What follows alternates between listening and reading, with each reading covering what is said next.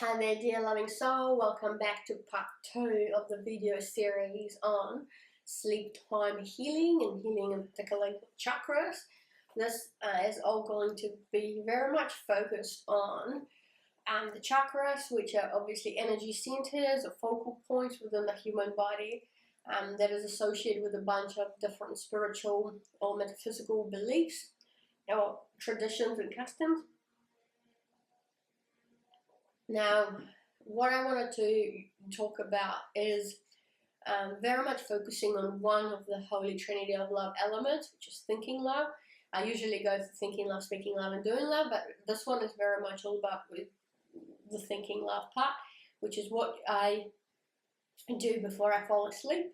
And I recommend and want to talk through this practice effectively with you to see if you might be inspired to actually give this a go. If this video resonates with you, and you trust that there might be something in here for you. So that practice is as follows. It's very simple.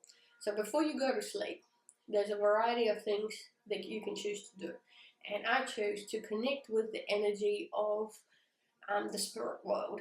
That is my ancestors, my guardian angels. I simply think about them. I visualize what it might look like. I trust in all the visuals that come my way. When you close your eyes, it may feel for you like a black screen, but very shortly when you kind of set your intention to connect with the spirit world, that's where you want to be, I instantly get a variety of images, and I trust in whatever comes. It doesn't even feel like a figment of my imagination. It's kind of like I'm watching a movie unfold in front of me, and I just trust and let it go. And I've noticed that whenever I try and engage my brain or mind during that process of watching the movie, then the movie might actually distort a little bit, or it feels a little bit forced or in control. And that's when I know to just kind of let the mind go, let the mind take the back seat for a moment. And I want to, this when I set further intention, or I kind of reiterate my intention that no, this is time to connect with the spirit world. This is who I'm after. This is the energy I'm going for. This is the place I want to visit, as an example. Let's go there. And then I trust in the images and the visuals that come through. And now, as part of that, once I get into that state, I know I'm seeing things or visualizing things, I set the intention that I want to be healed, and I want a certain chakra of mine to be healed in particular night. Now, I don't think there's anything wrong with asking for all chakras to be healed.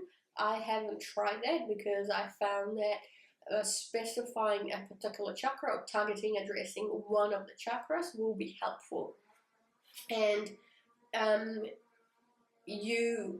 what I do is I try and picture myself in some kind of either on a marble table or marble surface or a bed or any other kind of cozy or comfortable setting that comes to me naturally. So I'm not forcing it, but I'm just like, right, I'm going to the space where I'm going to be healed, and instantly things emerge. Sometimes I can see myself, my body, literally on it, as if I'm observing my own body. Sometimes it's the one person view, as in I'm lying and I know that I'm already present on that space. Around me, a couple of things happen that I can visualize or see usually, and it's a variety of different crystals literally sticking out, the wall ceilings, or just placed around, of different colors, or sometimes the color of the particular chakra that I'm working with. And I make sure that I authorize and I give permission to my guardian angels, my spirit guides, my ancestors, God, as now everybody I can kind of reach out to, or whoever's listening to me, to come and help me through this process of healing a particular chakra that I want to delve into. And it really depends on which chakra you need help with, or which chakra you need to reactivate or help sort of boost up or work in a proper manner. And you do that by observing your life. If there's anything in particular that is not quite going well or could be improved, well, there's probably a chakra that is associated with that aspect of your life that you could potentially heal. And what I ask, and I'll go through these in a moment, but what I ask my beautiful beings and spirits and my own soul, obviously as I'm lying in the healing space, it's to please direct all their healing energy, all their powers, anything that they know will serve my highest good to a particular chakra of mine. And I ask for that to be effectively a process. It just happens throughout my whole sleep cycle, overnight. And more importantly, even though I haven't been writing these down, I have definitely been noticing improvement, like literally within, I want to say, a day, 2 or 3, something happens, or an event unfolds, or I get a new connection, or a person comes into my life, or I get a message, a letter, or an email, or whatever it might be, that actually targets the issue or the aspect of my life that I was hoping the healing will help with.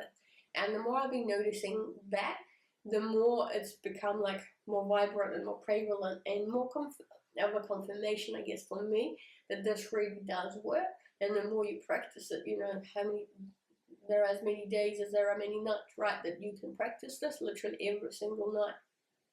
And I thoroughly, I'm sharing this with you because I think I have found proof in my life that it works, and I hope it really helps you.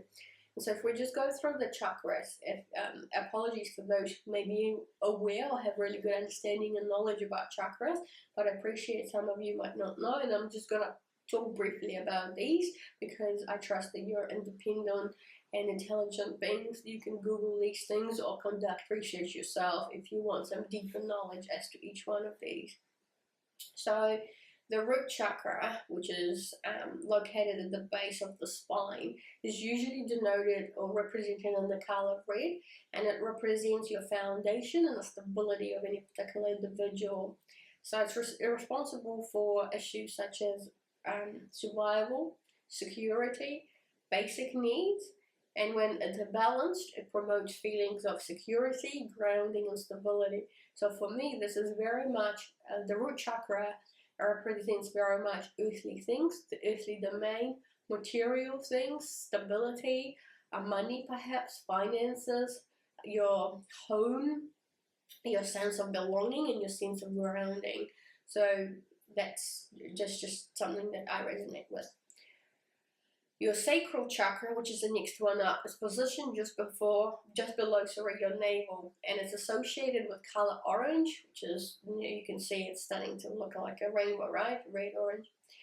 And it deals with creativity, sexuality, and your emotions, and it governs the ability to experience things like passion, creativity, emotional balance, pleasure.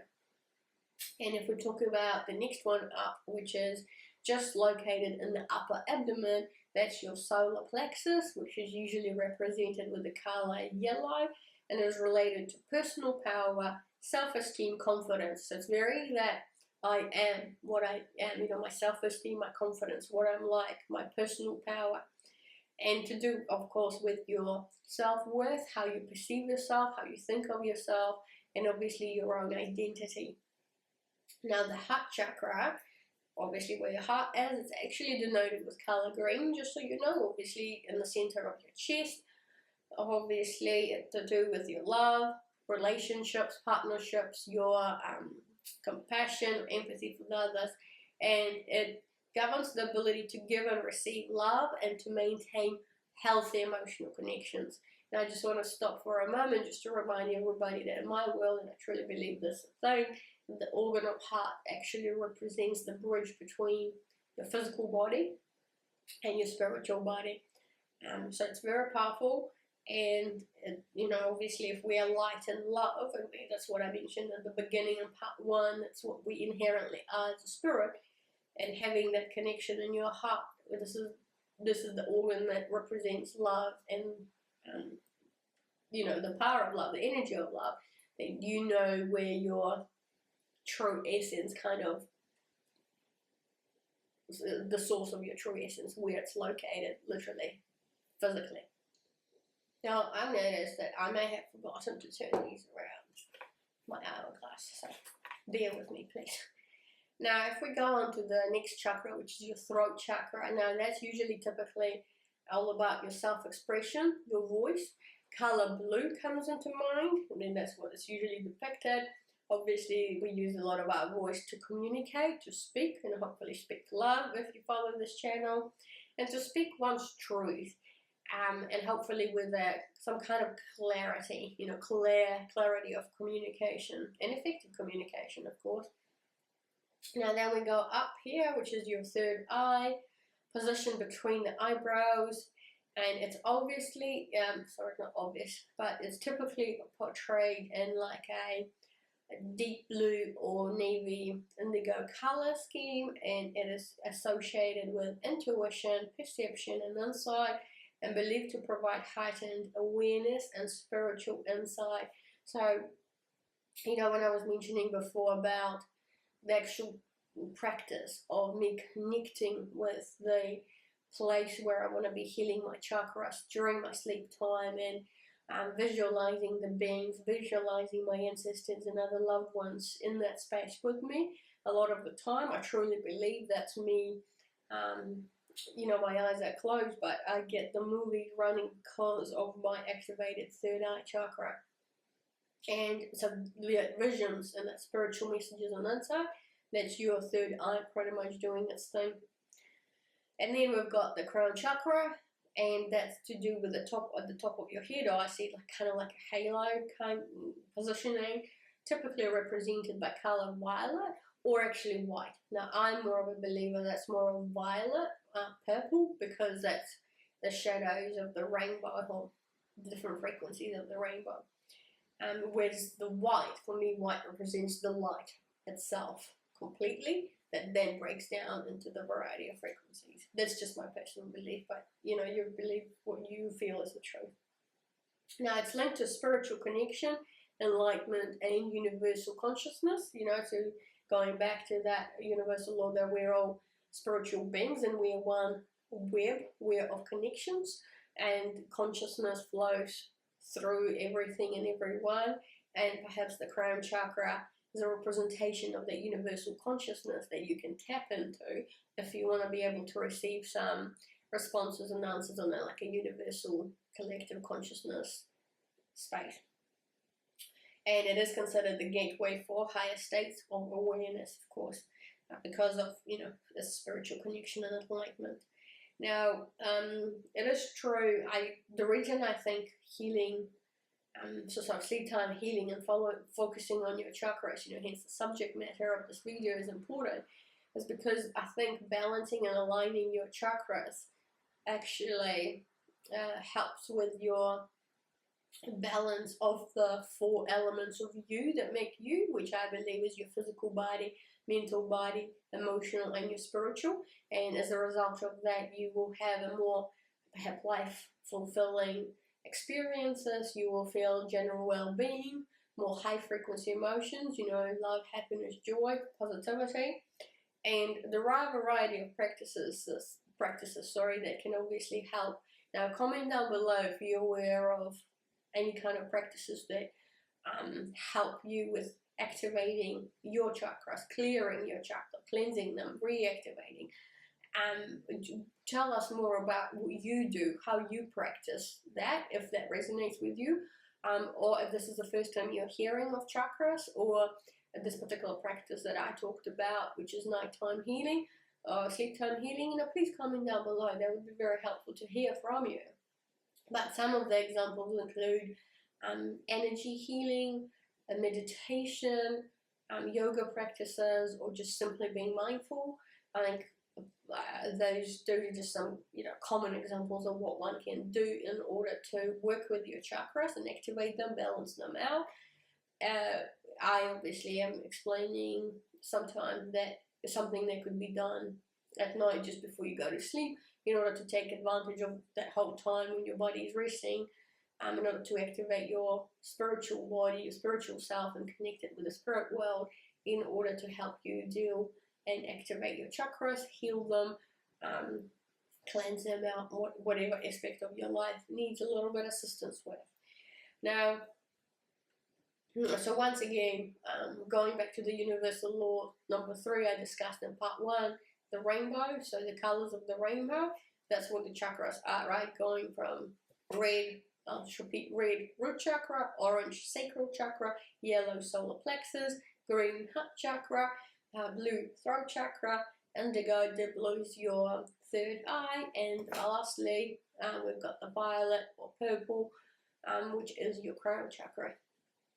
If you are, here's something else, if you're unsure as to what needs help, which aspect of your life needs a little bit of assistance with, as in, you know, you've listened to all of these and you're like, look, I'm not sure what exactly needs healing in my life or which aspect I should be addressing, just tap into yourself, put your hand on your heart, address the, you know, the ascended masters, whoever you believe in. Address planet Earth, Gaia, address your higher self, address Gaia, whoever you want, either through an act of prayer or simple connection, right? Which is an act of love in my world anyway. And trust in whatever comes your way, whatever color catches your eye in physical realm, or you might have some visualizations, you might close your eyes as an example during that, and you might have a certain color that comes through. And so trust in the fact that the universe will send you the answer that you seek, and whatever color comes through, then you'll know which particular chakra perhaps it's asking you to focus your attention on. Look, I think that's all I wanted to say for part 2. Let's just jump into part 3, which is receiving some messages from the spirit world using the tarot decks I've got here in front of me on the table. And I'm sure there'll be some interesting messages actually as to this healing practice during your sleep time. So click on the link down below for part 3, and I will see you shortly there.